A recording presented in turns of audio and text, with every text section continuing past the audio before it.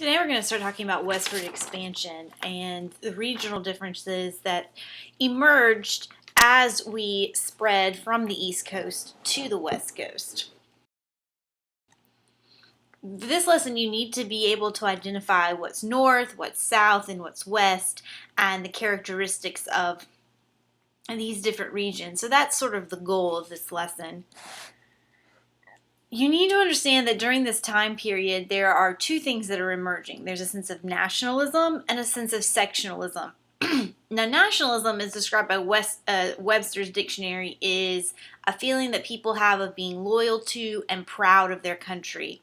And you can sort of imagine this. It's after the American Revolution. We've done away with the Articles of the Confederation and developed a constitution that's uniting the country, and we're very proud of this.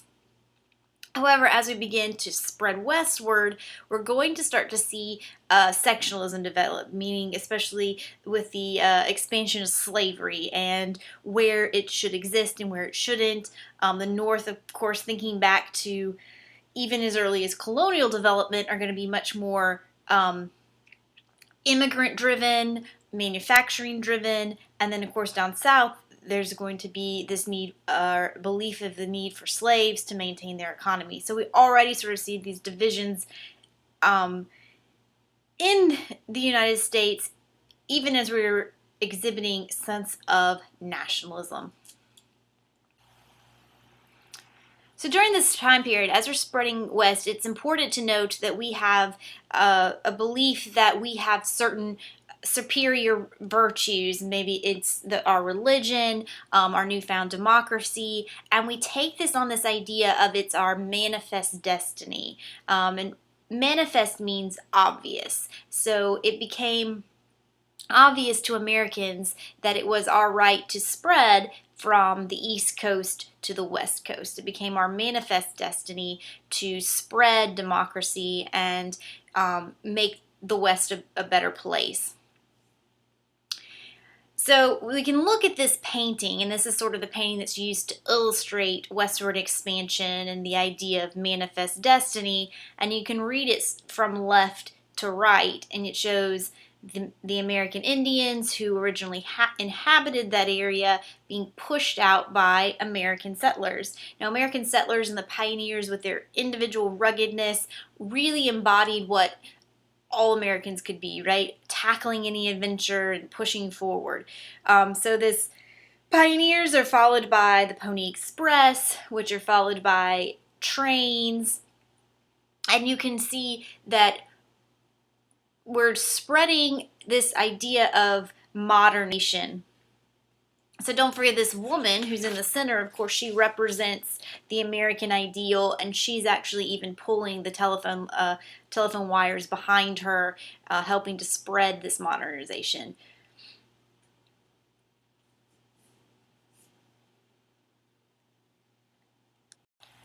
During this time period, we're also going to develop something called the Monroe Doctrine. And it's important because it's going to solidify our ideas of we are a nation, we're no longer a place for European colonization.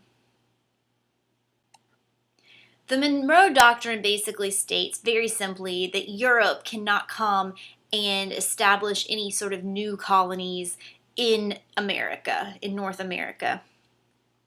We are having the idea that this is our land and Europe can't colonize us anymore.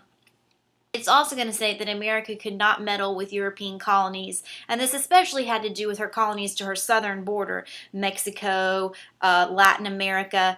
They, of course, were declaring their independence from Spain, and we sort of were just going to let them, if we're not going to help them, we're not going to detract from them. But it basically said that Europe could not be involved in North America anymore. It's important that the Monroe Doctrine, even though it is important, note that we are sort of establishing ourselves and as a nation, it really didn't do a whole lot, but it's going to be expanded upon later with the Roosevelt Corollary and a bunch of other foreign policy issues. So it's important to keep this in the back of your mind for later. So this idea of rugged individualism and pioneers, it's going to be seen in one of our presidents, Andrew Jackson. Now, Andrew Jackson was from backwoods Tennessee. He sort of educated himself. He became a lawyer. He's sort of your common man, but he does have sort of this ruggedness about him. He would get involved in brawls. He even was involved in a duel that killed somebody. He's running for election, and he runs on the slogan "Old Hickory," this idea of like a sturdy and reliable hickory tree. We want to remember him because underneath his administration, we're going to develop the two parties, and we're also starting to develop what we see or know as today is political campaigning. So at some point I will make an outline, and we'll start with the first political parties, and we'll outline all the different changes. But for right now, you need to understand that the two parties are going to develop. One is going to support Adams, John Adams, and one's going to support Andrew Jackson. And Andrew Jackson comes across as your common man. He's not going to come from the stuffy aristocracy of Adams. So Adams and Jackson, when they first start out for this campaign, are going to be Republicans. They're both running as Republicans. But it's going to become quite apparent that they have different views on things. So the National Republicans are going to become what's called the Whigs. You need to remember that. And they're going to support Adams. So that's sort of this older ideas of federalism. Whereas Jackson, he's going to become sort of your common man, and he's going to become the Democratic Party. So the Republican Party gets split between the Whigs and the Democrats, and you need to know who was on what side. As we expand westward, of course, thinking back to that picture on Manifest Destiny, we see that we are pushing the Indians out with our expansion. So this wasn't good for everybody, especially for Native Americans. The Trail of Tears is when we were expanding westward, and we're going to displace a large number of Native Americans. And this is done by Andrew Jackson. We're going to move Indians out of Georgia, Tennessee, Alabama, North Carolina, and Florida, and we make them move past the Mississippi River onto reservations. And some Indians are going to try to assimilate, like the Cherokee in Georgia, and some are going to fight, like the Seminole in Florida. But this journey from east of the Mississippi to the west of the Mississippi River to Indian reservations is known as the Trail of Tears.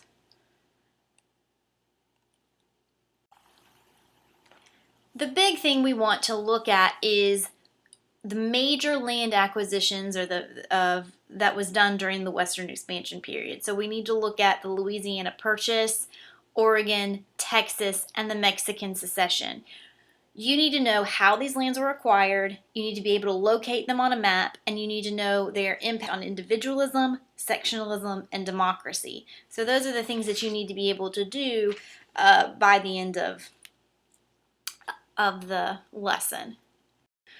So looking at a map, these are your major land acquisitions. You're going to have, of course, your 13 colonies. The original 13 colonies are on the right.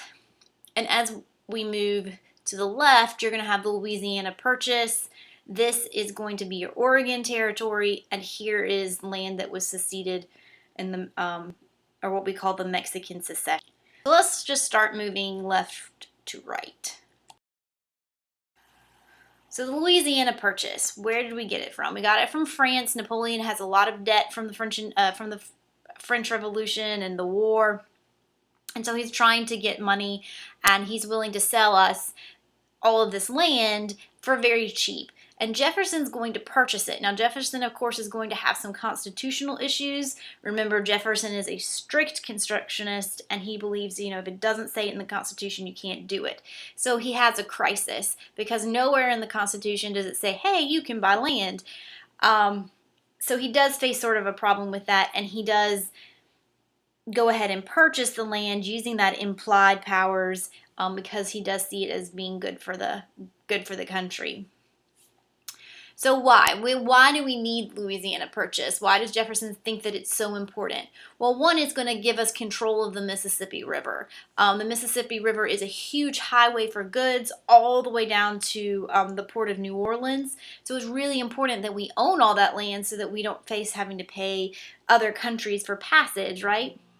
And this is also going to bring money into the government. If we own the land, we then have to sell it to people, so that brings money into the government coffers. So what does this have on individualism? Well, definitely with the Lewis and Clark expedition, it's going to increase this idea of the American pioneer, willing to face challenges, that sort of thing. Democracy. When we buy all these territories, we're going to start expanding the right to vote. So we're going to drop land requirements for voting. All white males can vote. Of course, this doesn't apply to African Americans. Only African Americans who own property can vote. But definitely with the acquisition of lands, we're expanding the ability for people to vote. So we're going to look at the Oregon Territory next. Here we've just looked at this and why we need it. Here's the Mississippi River all the way down to New Orleans. All the way over here is the Oregon Territory. Now, the Oregon Territory is pretty interesting because it was settled originally by both the British and America. Where the British were there as fur traders, and they established a pretty firm fur trade. But the Americans were coming from the east along what we'll look at as the Oregon Trail, and they were setting up there. So we decided to negotiate with the British for this territory, and the U.S. is going to get south of the 49th parallel, and the British are going to be able to keep their lucrative fur trade north of the 49th parallel. And again, this impact on individualism, we're going to look at the Oregon Trail. And of course, it's going to spread democracy all the way from the East Coast to the West Coast. This is an image of the Oregon Trail, so you're going to see that this is a huge undertaking. They would get in covered wagons, starting generally in Illinois and running all the way across the United States out to Oregon. If you've ever taken a flight, it's a pretty long flight. So this is not just a day's journey. This is months and months of preparation. You're going through Indian territory.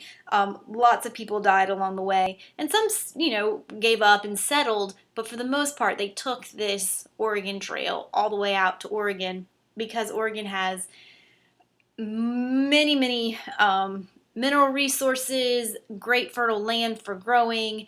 If you've ever been to Oregon, it's an absolutely gorgeous, gorgeous state.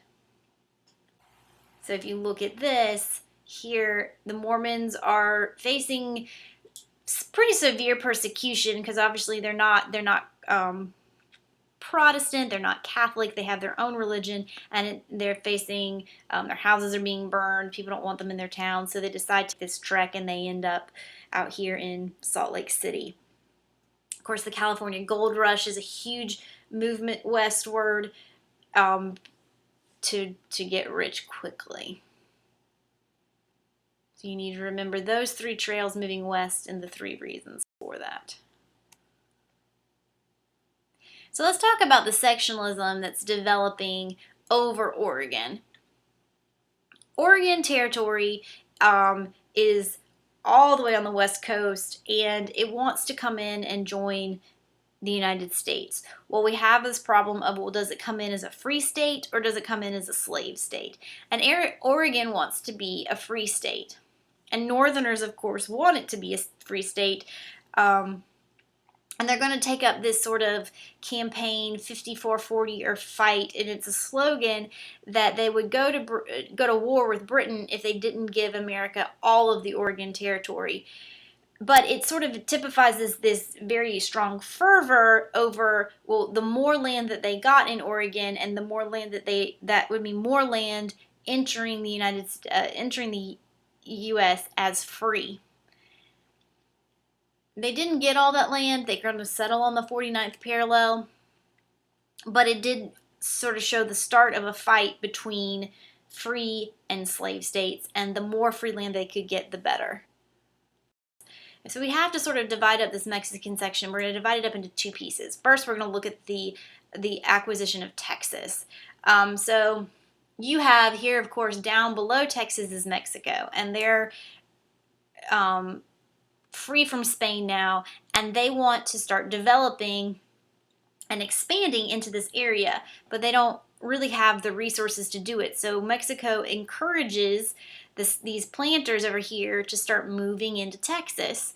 But they tell them, if you move into Texas, you are becoming a Mexican citizen. So you're going to have to give up your rights as an American citizen, move into Texas. And when you move into this area, it's now Mexico. Okay, so keep in mind that we're looking at Texas, but this is land that belongs to Mexico.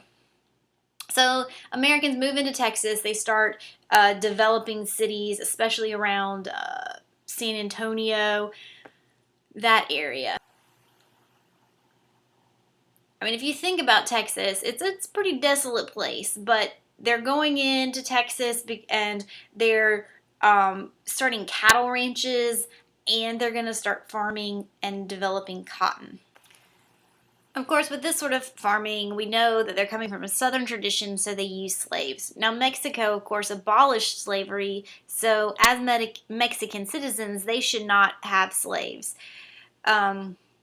However, the number of American Mexicans, for lack of a better word, those living in Texas, the Texas area, are going to become they're going to grow in number, and they're going to want independence from Mexico so that they can keep their slaves.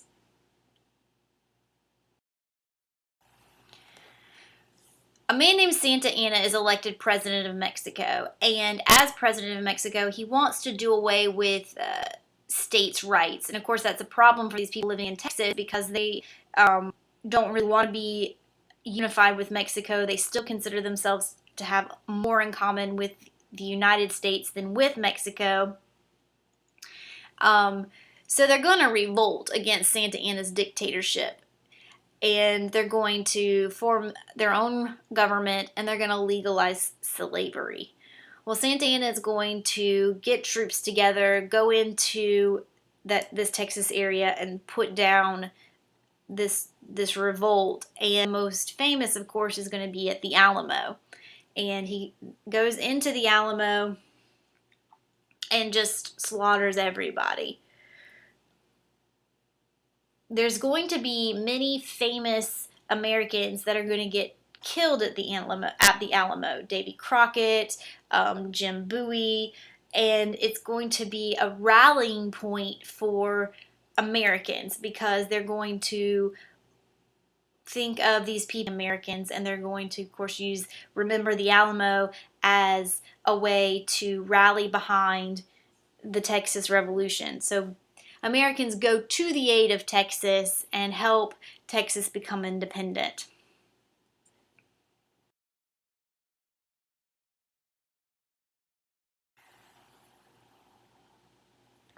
So Texas becomes the Lone Star Republic. It's not Mexico, it's not the United States, it's its own entity. But they do want to become a part of the United States, and they apply to be annexed by the U.S. However, we have a problem, and that problem, of course, is slavery. So we've got to continue the problem of the number of free states versus the number of slave states. So you've got a majority of slave states. There are more slave states than free states, and of course this area in Texas would be admitting more slave states into the Union. Of course, we had the problem with the Oregon Territory with the same thing. So you can definitely see that slavery is the big issue that's dividing the country, or that sectionalism that we were talking about. So expansion is definitely going to lead to internal strife.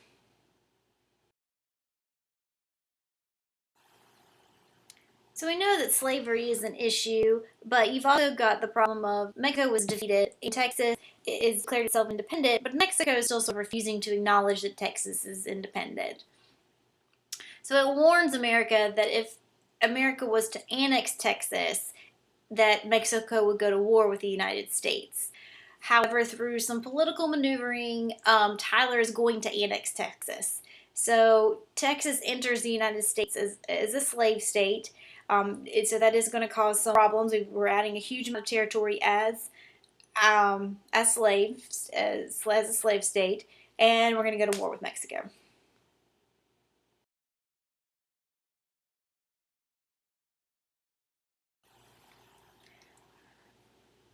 So let's talk about the rest of this. We've talked about the Texas portion, but that doesn't give us all of this.